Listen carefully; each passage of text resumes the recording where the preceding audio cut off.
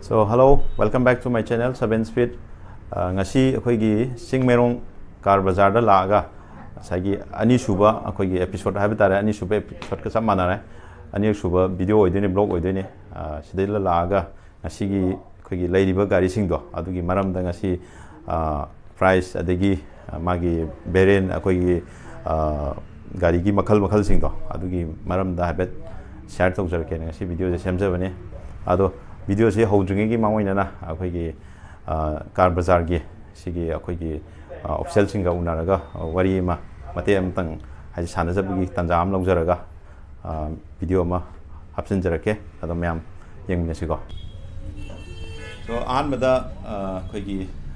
brother sing have tare so ai channel sida taram noksari 7 feet Manipur sida thank you ado akhoi brother aina hangningi se an mada akhoi gari sing se akhoi customer amana akhoi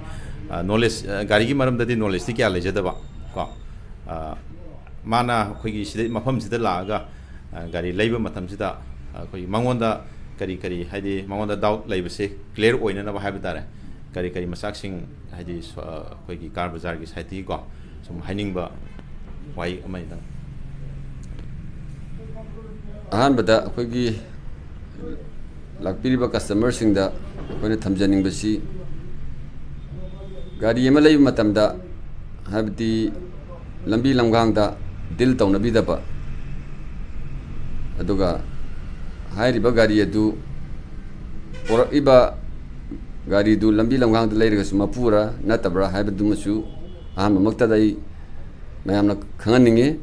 mapu yaudana porakpa gari habisi lambi da yonba matamda leiba matamda khara problem thokani maramdi khoi hujik tawriba Manipur sida hujik yoliba gari singasi loina nambana khoi gi hoi nomagi hingda yadabagi chenaba mayam ama hujik jibika hingda yadabagi khoi haidi khoi dalal haitar broker mayam su sina hingibani aduna moina gari si gari gumba kanda moju hairiba gari du poraiba gari du ketang phangning banina moju change jongjari banina moi customer nina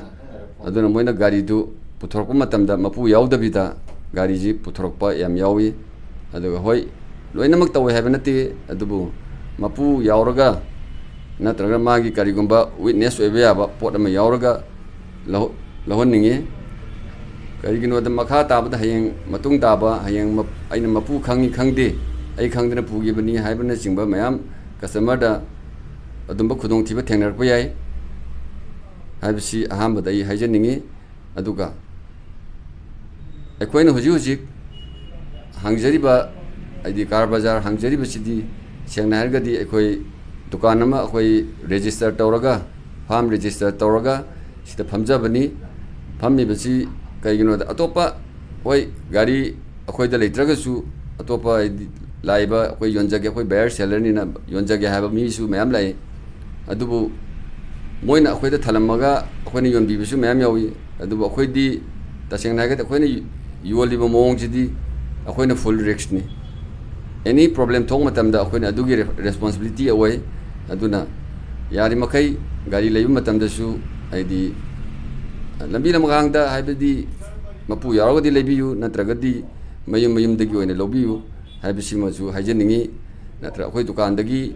ngata lo haibisu nati akhoi hairise adu mayam customer gi kitang mitmai oina badamak ai haijabani aduga akhoi dukan da lakpa matam da akhoi bazaar car bazaar sida lakpa matam da aidi customer jingna lakpa matam da any gadi gi matang da aidi karamba brand no haibadu khangtoga adona pamiba gari du ekoina sidagi noina lakpa matam da khoi gari du putho pijagani aduga noigi haidi lobiba matam da su tasengna check tobiraga test drive tobiraga any akhangba ma pubiraga natragana mechanic workshop ta pugera khoi miyengma chaminaraga khoi adugi satisfaction du khoi thamjai aduga adi kari gino da hairiba khoi yoli besiti tasengna haraga brand new nati akhoni yoli si ꯍꯥꯏꯗꯤ use ꯀꯥꯔꯅꯤ ꯃꯤꯅ ꯁꯤꯖꯤꯟꯅꯔꯝꯕ ꯒꯥꯔꯤꯅꯤꯅ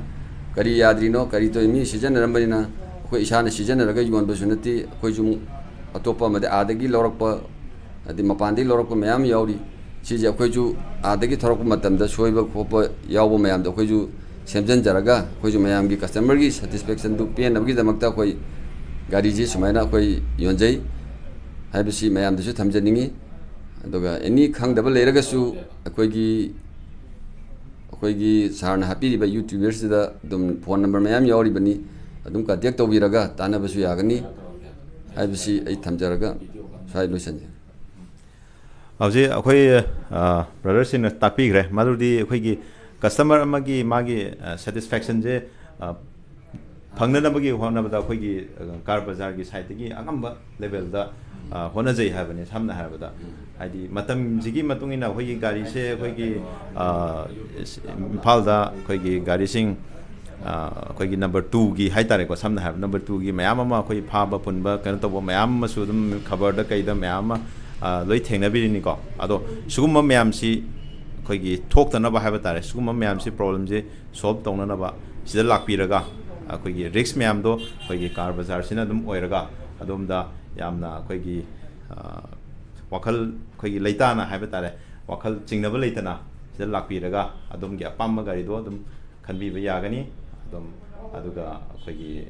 ꯑꯄꯥꯝꯕ ꯒꯥꯔꯤꯃꯛ ꯑꯩꯈꯣꯏꯒꯤ brain ꯃꯈꯜ ꯃꯈꯜ ꯃꯌꯥꯝꯁꯨ ꯂꯩꯔꯤꯀꯣ ꯑꯗꯒꯤ ꯑꯗꯨꯝ ꯑꯄꯥꯝꯕ ꯄ꯭ꯔꯥꯏꯁ ꯔꯦꯟꯖꯇꯁꯨ ꯃꯌꯥꯝ ꯑꯃ ꯐꯪꯕꯤꯒꯗꯣꯏꯅꯤ ꯃꯐꯝꯁꯤꯗ ꯑꯗꯣ ꯂꯥꯛꯄꯤꯔꯒ ꯁꯤꯗ ꯇꯥꯟꯅꯕꯤꯔꯒ ꯑꯗꯩ ꯁꯤꯒꯤ ꯀꯣꯟꯇꯦꯛ ꯅꯝꯕꯔ ꯁꯤꯒꯤ ꯀꯥꯔ ꯕꯖꯥꯔꯒꯤ ꯀꯣꯟꯇꯦꯛ ꯅꯝꯕꯔꯁ ꯑꯩ ꯁ꯭ꯀ꯭ꯔꯤꯟꯗꯁꯨ ꯑꯗꯨꯝ ꯗꯤꯁꯄ꯭ꯂꯦꯗꯁꯨ ꯍꯥꯞꯆꯔꯝꯃꯒꯦ ꯑꯗꯨꯒ ꯑꯩꯈꯣꯏꯒꯤ ꯗꯦꯁꯀ꯭ꯔꯤꯞꯁꯟꯗꯁꯨ ꯑꯗꯨꯝ ꯑꯩ ꯅꯝꯕꯔꯁꯤꯡꯗꯣ ꯄꯨꯂꯞ ꯄꯤꯖꯔꯝꯃꯒꯦ ꯑꯗꯨꯒ ꯃꯈꯥ ꯇꯥꯕ ꯗꯤꯇꯦꯜꯁ ꯑꯀꯨꯞꯄ ꯗꯤꯇꯦꯜꯁꯤꯡꯗꯣ ꯑꯗꯨꯝ ꯄꯥꯎꯗꯣ ꯐꯥꯎꯅꯕꯤꯔꯒ ꯑꯗꯨꯝ ꯃꯈꯥ ꯇꯥꯕ ꯍꯪꯕꯤꯕ ꯌꯥꯒꯅꯤꯅ ꯍꯥꯏꯖꯔꯤ ꯑꯗꯣ ꯍꯧꯖꯤꯛ ꯒꯥꯔꯤꯁꯤꯡꯗꯣ ꯃꯊꯪ ꯃꯊꯪ ꯑꯩ ꯃꯌꯥꯝꯒꯤ ꯃꯥꯡꯗ ꯑꯗꯨꯝ ꯑꯩ ꯁꯤꯌꯔ ꯇꯧꯖꯔꯛꯑꯒꯦ ꯑꯗꯣ ꯚꯤꯗꯤꯑꯣꯁꯤ ꯁ꯭ꯋꯥꯏꯗ ꯁꯨꯝ ꯀꯩꯅꯣ ꯃꯊꯪ ꯑꯩꯈꯣꯏ ꯀꯥꯔꯣꯝꯗ ꯑꯃꯨꯛ ꯆꯠꯂꯁꯤ ꯑꯗꯨꯒ ꯑꯃꯨꯛ ꯌꯦꯡꯃꯤꯟꯅꯔꯁꯤꯀꯣ ꯑꯩꯅ ꯍꯧꯖꯤꯛ ꯂꯦꯞꯄꯤꯕ ꯖꯒꯥꯁꯤ ꯑꯩꯈꯣꯏ ꯀꯥꯔ ꯕꯖꯥꯔꯒꯤ ꯁꯤ ꯑꯣꯄꯣꯖꯤꯠ ꯖꯒꯥ ꯑꯣꯏꯗꯣꯏꯅꯤꯀꯣ ꯁꯤꯗ ꯕꯤꯁꯥꯜ ꯂꯩꯔꯦ ꯁꯤꯒꯤ ꯁꯣꯝ ꯑꯣꯄꯣꯖꯤꯠꯇ ꯕꯤꯁꯥꯜ ꯑꯣꯏꯜ ꯄꯝꯒꯤ ꯍꯦꯛ ꯅꯥꯀꯜꯂꯣꯝꯗ ꯁꯣꯝꯗ ꯂꯥꯛꯑꯒ ꯑꯩꯈꯣꯏꯒꯤ ꯁꯤꯗ ꯖꯣꯌꯥ ꯐꯤꯠꯅꯦꯁ ꯂꯩꯔꯦꯀꯣ ꯁꯤꯒꯤ ꯁꯣꯝ ꯅꯥꯀꯟꯗꯅꯤꯀꯣ ꯂꯩꯔꯤꯁꯦ ꯑꯣꯄꯣꯖꯤꯠꯇ ꯁꯣꯝ ꯅꯥꯀꯟꯗ ꯂꯩꯔꯦꯀꯣ ꯀꯥꯔ ꯆꯤꯡꯃꯩꯔꯣꯡ ꯀꯥꯔ ꯕꯖꯥꯔ ꯍꯥꯏꯅ ꯁꯤꯗ ꯊꯥꯔ ꯂꯩꯀꯣ ꯎꯕꯤꯔꯦꯀꯣ ꯃꯌꯥꯝ ꯑꯩ ꯒꯥꯔꯤꯁꯤꯡꯁꯦ ꯑꯩꯈꯣꯏꯒꯤ ꯆꯤꯡꯃꯩꯔꯣꯡ ꯀꯥꯔ ꯕꯖꯥꯔꯒꯤ ꯑꯩꯈꯣꯏ ꯒꯥꯔꯤꯁꯤꯡꯁꯦ ꯃꯣꯏꯁꯦ ꯑꯗꯨꯝ ꯇꯣꯏꯅ ꯇꯣꯏꯅ ꯑꯗꯨꯝ ꯒꯥꯔꯤꯁꯤꯡꯁꯦ ꯃꯌꯥꯝ ꯑꯃ ꯍꯥꯏꯗꯤ ꯇꯣꯏꯅ ꯇꯣꯏꯅ ꯍꯥꯏꯕ ꯇꯥꯔꯦ ꯅꯨꯡꯇꯤꯒꯤ ꯑꯗꯨꯝ ꯒꯥꯔꯤꯁꯦ ꯕꯥꯏ ꯑꯦꯟ ꯁꯦꯜꯁꯦ ꯇꯣꯏꯅ ꯇꯣꯏꯅ ꯑꯗꯨꯝ ꯄꯥꯡꯊꯣꯛꯏꯀꯣ ꯑꯗꯨ ꯃꯁꯤꯗ ꯒꯥꯔꯤꯁꯤꯡꯁꯤꯒꯤ ꯑꯩ ꯇꯣꯏꯅ ꯑꯞꯂꯣꯗ ꯇꯧꯕꯗꯤ ꯉꯝꯗ꯭ꯔꯦ ꯑꯗꯨꯕꯨ ꯑꯩ ꯑꯦꯕ꯭ꯔꯤ ꯃꯟ ꯈꯨꯗꯤꯡꯒꯤ ꯑꯩ ꯑꯗꯨꯝ ꯈꯔ ꯑꯩ ꯑꯞꯂꯣꯗ ꯇꯧꯖꯔꯛꯀꯦꯀꯣ ꯒꯥꯔꯤꯁꯤꯡꯁꯦ ꯃꯣꯏ ꯀꯃꯥꯏ ꯇꯧꯒꯦ ꯍꯥꯏꯕꯗꯣ ꯀꯔꯤ ꯂꯩꯔꯤ ꯀꯃꯥꯏꯅ ꯇꯧꯔꯤ ꯀꯔꯝꯕ ꯒꯥꯔꯤ ꯂꯩꯔꯤ ꯍꯥꯏꯕꯗꯣ ꯑꯩ ꯃꯊꯪ ꯑꯩ ꯑꯗꯨꯝ ꯊꯥ ꯈꯨꯗꯤꯡꯒꯤꯗꯤ ꯑꯩ ꯑꯗꯨꯝ ꯑꯞꯗꯦꯠ ꯄꯤꯖꯔꯛꯀꯦ ꯃꯌꯥꯝꯗ ꯑꯗꯣ ꯌꯦꯡꯃꯤꯟꯅꯁꯤꯀꯣ ꯁꯤꯗ ꯂꯩꯔꯦ ꯑꯩ ꯑꯍꯥꯟꯕꯗ ꯑꯩꯈꯣꯏꯒꯤ ꯃꯥꯔꯨꯇꯤ ꯁꯨꯖꯨꯀꯤꯒꯤꯀꯣ ꯀꯩꯅꯣꯗꯒꯤ ꯒꯥꯔꯤꯗꯤ ꯍꯥꯟꯅ ꯍꯧꯖꯔꯛꯀꯦ ꯁꯤꯅꯦ ꯑꯩꯈꯣꯏꯒꯤ ꯒꯣꯜꯗꯟ ꯀꯂꯔꯗ ꯂꯩꯔꯤꯁꯦ SX4 ꯃꯥꯔꯨꯇꯤ ꯁꯨꯖꯨꯀꯤꯒꯤ ꯑꯩꯈꯣꯏꯒꯤ ꯇꯣꯞ ꯃꯣꯗꯦꯜꯅꯤꯀꯣ ZXi ꯑꯗꯣ ꯃꯁꯤ ꯑꯩꯈꯣꯏꯒꯤ 2011ꯒꯤ ꯃꯣꯗꯦꯜꯅꯤꯀꯣ ꯃꯥꯁꯦ ꯃꯃꯥꯡꯗꯩꯁꯤ ꯍꯥꯏꯐꯦꯠ ꯌꯦꯡꯁꯤꯀꯣ 2011ꯒꯤ ꯃꯣꯗꯦꯜꯅꯤ ꯀꯣ ꯋꯦꯁ ꯕꯦꯡꯒꯜ ꯅꯝꯕꯔꯅꯤ ꯑꯗꯣ ꯅꯝꯕꯔꯁꯦ ꯋꯦꯁ ꯕꯦꯡꯒꯜ ꯑꯣꯏꯖꯔꯒꯁꯨ ꯁꯤꯗꯒꯤ ꯂꯣꯏꯅꯃꯛ ꯆꯦꯟꯖ ꯇꯧꯔꯒ ꯂꯣꯏꯅꯃꯛ ꯍꯦꯟ ꯑꯣꯚꯔ ꯑꯗꯨꯝ ꯇꯧꯒꯗꯣꯏꯅꯤꯀꯣ ꯑꯗꯣ ꯁꯤ ꯑꯗꯨꯝꯁꯤꯒꯤ ꯒꯥꯔꯤꯁꯦ ꯃꯅꯨꯡꯁꯨ ꯍꯥꯏꯐꯦꯠ ꯌꯦꯡꯁꯤ ꯑꯗꯨꯒ ꯃꯈꯣꯏꯒꯤ ꯄ꯭ꯔꯥꯏꯁ ꯗꯤꯃꯥꯟꯁꯤꯅ ꯀꯩꯅꯣꯅꯤꯀꯣ ꯑꯩꯈꯣꯏꯒꯤ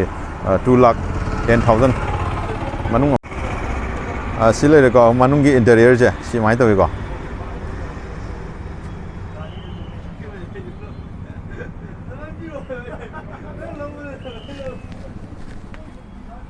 $2,10,000 ꯁꯤꯒꯤ ꯄ꯭ꯔꯥꯏꯁ ꯗꯤꯃꯥꯟ ꯑꯗꯨꯕꯨ ꯁ꯭ꯂꯥꯏꯠꯂꯤ ꯅꯦꯒꯣꯁꯤꯌꯦꯕꯜ ꯑꯗꯨꯝ ꯄ꯭ꯔꯥꯏꯁꯇꯤ ꯂꯣꯏꯅꯃꯛ ꯑꯗꯨꯝ ꯌꯥꯏꯀꯣ ꯃꯊꯪꯗ ꯑꯩꯈꯣꯏꯒꯤ i10 ꯃꯌꯥꯝꯅ ꯑꯗꯨꯝ ꯗꯤꯃꯥꯟ ꯂꯩꯕ ꯒꯥꯔꯤꯅꯦ ꯁꯤ ꯒꯥꯔꯤꯁꯦ ꯚꯦꯔꯤ ꯅꯤꯠ ꯑꯦꯟ ꯀ꯭ꯂꯤꯟꯗ ꯂꯩꯀꯣ ꯒꯥꯔꯤꯁꯦ ꯁꯥꯏꯠ ꯂꯨꯛꯁ ꯁꯨꯃꯥꯏꯅ ꯇꯧꯋꯤꯀꯣ ꯑꯗꯒꯤ ꯃꯥꯒꯤ ꯃꯣꯗꯦꯜꯗꯤ ꯀꯩꯅꯣꯅꯦ ꯚꯦꯔꯤꯌꯟ ꯁ꯭ꯄꯣꯔꯠ ꯑꯗꯨꯝ ꯃꯅꯨꯡꯒꯤ ꯍꯥꯏꯐꯦꯠ ꯌꯦꯡꯁꯤꯀꯣ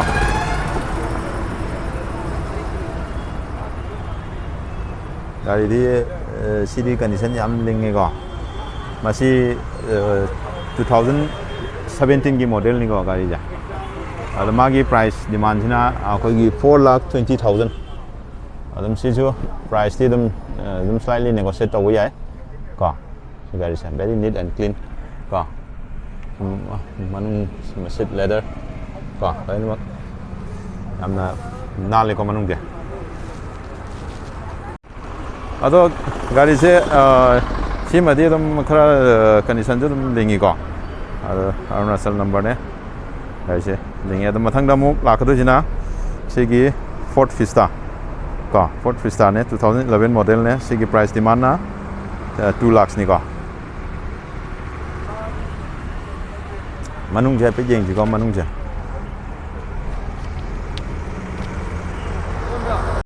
ꯑꯗꯣ ꯁꯤ ꯃꯅꯨꯡꯗ ꯑꯃꯨꯛ ꯆꯪꯉ ꯌꯦꯡꯁꯤꯀꯣ ꯁꯤ ꯐꯣꯔꯠꯀꯤ ꯁꯤꯅ ꯐꯣꯔꯠꯀꯤꯅꯤꯀꯣ ꯐꯣꯔꯠ ꯐꯤꯁꯇꯥꯗꯣ 2011 ꯃꯣꯗꯦꯜ ꯁꯤꯒꯤ ꯄ꯭ꯔꯥꯏꯁ ꯗꯤꯃꯥꯟ 2 lakh ꯂꯣꯏꯅꯃꯛ ꯁꯤꯁꯨ ꯁ꯭ꯂꯥꯏꯠꯂꯤ ꯅꯦꯒꯣꯁꯤꯌꯦꯠ ꯇꯧꯕ ꯌꯥꯏꯀꯣ ꯁꯤꯅ ꯁꯤꯠꯁꯨ ꯂꯦꯗꯔ ꯀꯚꯔ ꯇꯧꯔꯦꯀꯣ ꯑꯗꯩ ꯃꯊꯪ ꯃꯥꯔꯨꯇꯤ ꯖꯤꯞꯁꯤ ꯌꯥꯝ ꯀꯟꯅ ꯑꯣꯐ ꯔꯣꯗꯀꯤꯗꯃꯛꯇꯗꯤ ꯌꯥꯝꯅ ꯅꯨꯡꯉꯥꯏꯒꯗꯧꯕ ꯒꯥꯔꯤ ꯃꯈꯜꯅꯤꯀꯣ ꯁꯤꯒꯤ ꯖꯤꯞꯁꯤꯁꯦ ꯃꯁꯤ ꯃꯣꯗꯦꯜꯁꯦ 2004ꯒꯤꯅꯤ ꯑꯗꯨꯒ ꯃꯥꯒꯤ ꯄ꯭ꯔꯥꯏꯁ ꯗꯤꯃꯥꯟꯁꯦ 2,80,000 ꯀꯣ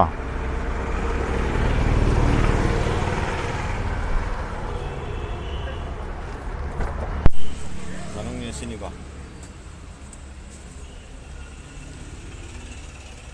ꯗꯦꯁꯕꯣꯔꯗꯀꯁꯦ ꯁꯤ ꯌꯥꯝ ꯀꯥ ꯍꯦꯟꯅ ꯒꯥꯔꯤꯁꯦ ꯀꯩꯅꯣ ꯇꯧꯕ ꯌꯥꯝꯅ ꯂꯤꯕ ꯍꯥꯏꯗꯤ ꯌꯥꯝꯅ ꯀꯩꯅꯣ ꯇꯧꯕꯗꯤ ꯃꯥꯟꯗꯦ ꯑꯗꯨꯝ ꯁꯤꯖꯤꯟꯅꯕ ꯅꯨꯡꯉꯥꯏꯒꯗꯧꯕ ꯒꯥꯔꯤꯅꯤꯀꯣ ꯑꯗꯨ ꯃꯅꯤꯡꯒꯤ ꯁꯤꯠꯀꯁꯦ ꯀꯩꯝꯇ ꯄ꯭ꯔꯣꯕ꯭ꯂꯦꯝ ꯀꯩꯝ ꯂꯩꯇꯦꯀꯣ ꯁꯤꯁꯨ ꯑꯗꯨꯝ ꯁ꯭ꯂꯥꯏꯠꯂꯤ ꯅꯦꯒꯣꯁꯤꯌꯦꯠ ꯇꯧꯕ ꯌꯥꯕ ꯀꯩꯅꯣꯅꯤꯀꯣ ꯄ꯭ꯔꯥꯏꯁꯅꯤꯀꯣ ꯑꯗꯨꯒ ꯃꯊꯪꯗ ꯂꯥꯛꯏꯕ ꯒꯥꯔꯤꯁꯤ i20 ꯁ꯭ꯄꯣꯔꯠ i20 ꯑꯩꯈꯣꯏꯒꯤ ꯐꯥꯔꯁ ꯖꯦꯅꯦꯔꯦꯁꯟꯒꯤ i20ꯗꯨꯅꯤꯀꯣ ꯁꯤ ꯂꯩꯁꯦ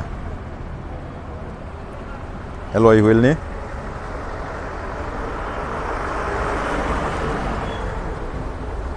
ꯑꯗꯨꯒ ꯁꯤꯒꯤꯁꯤꯅ i20 ꯁ꯭ꯄꯣꯔꯠꯇꯨꯅꯤꯀꯣ i20 ꯁ꯭ꯄꯣꯔꯠꯁꯦ ꯋꯥꯏꯠ ꯀꯂꯔꯅꯦ ꯋꯥꯏꯠ ꯀꯂꯔꯁꯦ ꯑꯗꯨꯝ ꯀꯃꯟ ꯑꯣꯏ ꯁꯤꯅꯦ ꯃꯅꯨꯡꯒꯤ ꯏꯟꯇꯔꯤꯌꯔꯁꯦ ꯀꯣ ꯁꯤꯠ ꯂꯣꯏ ꯂꯦꯗꯔ ꯔꯦꯞ ꯉꯥꯛꯇꯅꯤ ꯁ꯭ꯇꯤꯌꯔꯤꯡ ꯂꯦꯗꯔ ꯔꯦꯞ ꯂꯣꯏꯅꯃꯛ ꯀꯣ ꯅꯤꯠ ꯑꯦꯟ ꯀ꯭ꯂꯤꯟ ꯑꯣꯏꯀꯣ ꯌꯦꯡꯕꯗ ꯑꯗꯣ ꯁꯤꯅꯤ ꯃꯥꯒꯤꯁꯤꯅ ꯃꯅꯨꯡꯒꯤ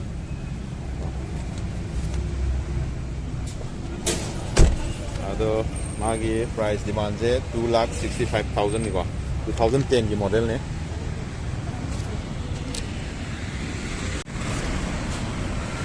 ꯑꯗꯨꯒ ꯁꯤꯅ ꯃꯥꯔꯨꯇꯤꯒꯤ ꯃꯌꯥꯝꯅ ꯀꯃꯟ ꯑꯣꯏꯅ ꯊꯧꯅꯕ ꯒꯥꯔꯤ ꯑꯜꯇꯣ LXi 2010 ꯃꯣꯗꯦꯜꯅꯤꯀꯣ ꯁꯦ 2010ꯒꯤ ꯃꯣꯗꯦꯜꯅꯤ ꯃꯥꯒꯤ ꯄ꯭ꯔꯥꯏꯁ ꯗꯤꯃꯥꯟꯁꯦ ꯑꯃꯒ 1,75,000ꯅꯤꯀꯣ ꯑꯗꯨ ꯃꯥꯒꯤ ꯏꯟꯇꯔꯤꯌꯔꯁꯨ ꯑꯝꯇ ꯌꯦꯡ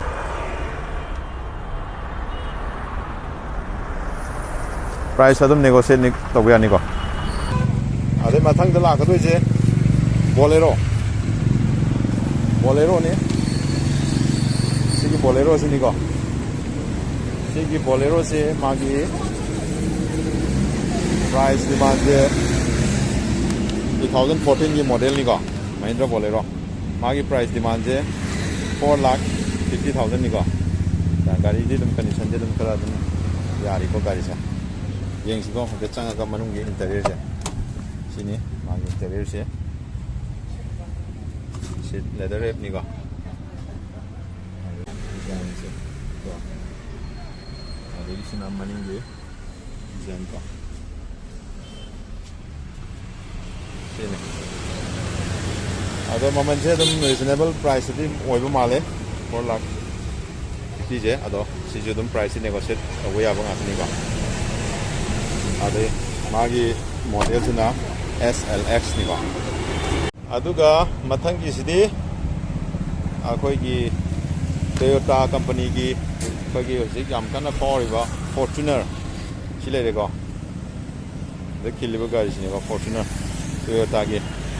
2012ꯀꯤ ꯃꯣꯗꯦꯜꯅꯤ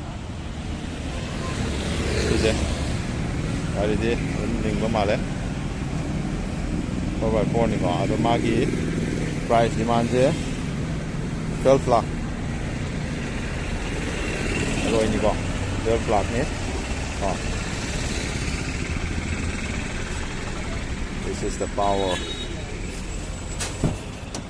मागी मनुंगी इंटीरियर सिनेको इंटीरियर डिजाइन सिको अदगी सीट लेदर रैप सीट यामोंग ताइको अदुसु मनिंगी कस्टमर सिंह होई कार यूज कार बु खोइदा बिरिबल जो पैसा नुसा खुदों चादबगिदगी यूज कार पामबिरिबल लेबिनिंग सिनाव संगिदमत यंगजरगा कोई Hariba use car लेजरे refinance तौब हाइबदी bank अमतगी कोई डाउन पेमेंट दो कोई तसेना 30 to 50% थमगा अवाट पैसा दो कोई लोन गी थ्रू दा कोई पीबीआबी खुदों चाबसो लेजरी न लोइना लोइना कोई लेजरी गाड़ी सिंग से कोई मपान की नंबर हाइबदा टॉप स्टेट की नंबर ओरगा सो कोई कस्टमर का पाम मतुग सोयस मतुंगिना कोई इफान वेस्ट न ईस्ट नम इंश्योरेंस को लोइना नंबर कोई विदिन नुमित हुमनी युदा इंश्योरेंस को लोइना नंबर ओलगा मिंग ओलगा पिजगनी हाइबे खुदों चाम अमख सोखोई चिंगमेरों कार बाजार हाइरिबा असिना कोई सिंजलांगजरी कोई अदुम खुदों चाबस कोई कस्टमर सिंग दा अदुम खुदों चाबस पिजरी हाइतारे कोई दा लेबा गाड़ी सिंग से अयाम्बा कोई पार्किंग की प्रॉब्लम लेबदैगो सिदा display तौरगा थम्म ngamdabane ado gari makhal khudimmak ayamba loinmak phange mafamsida aduna adom contact tawningbal leragasu moi ai screen dum hapcharamage makhoi gi number sing do adum contact tawbiro car bazaar gi ko aduga adum kena aduga di details sing do adum tanabi yarani adu ngasi gi di sesum losinjarage ma'am video se channel ase ma'am subscribe tawbiramo like tawbiramo share tawbiramo haraga sugumba mathang tarakda sugumba mari leinaba video sing thang upload dum tawjarake ado asigi di thai sum losinjarage ma'am bye bye